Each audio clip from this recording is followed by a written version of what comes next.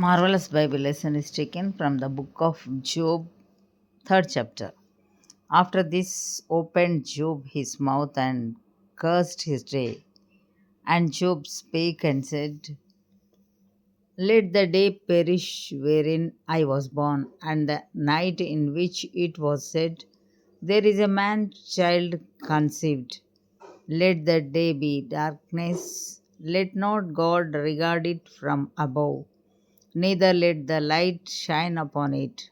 Let darkness and the shadow of death strain it.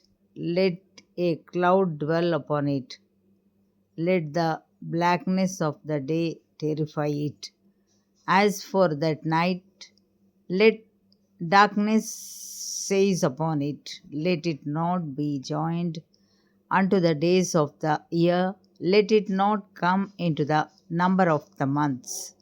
Lo, let that night be solitary, let no joyful voice come therein. Let them curse it that curse the day, who are ready to raise up their mourning.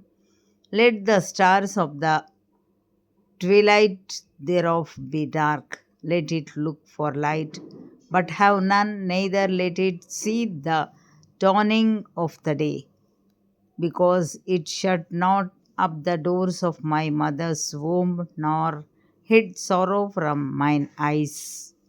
Why died I not from the womb?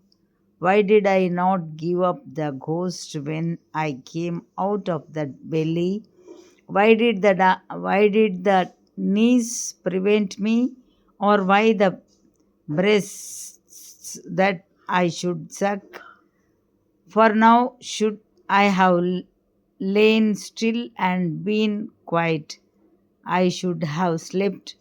Then had I been at rest with kings and counselors of the earth, which built desolate places for themselves, or with princes that had gold, who filled their houses with silver, or as an hidden untimely birth I had not been, as infants which never saw light. There the wicked cease from troubling, and there the weary be at rest. There the prisoners rest together, they hear not the voice of the oppressor. The small and great are there, and the servant is free from his master. Wherefore is light given to him that is in misery, and life unto the bitter in soul, which long for death, but it cometh not, and dig for it more than for hid treasures, which rejoice exceedingly and are glad when they can find the grave. Why is light given to a man whose way is hid, and whom God hath hedged in? For my sighing cometh before I eat, and my roarings are poured out like the waters. For the thing which I greatly feared is come upon me, and that which I was afraid of is come unto me.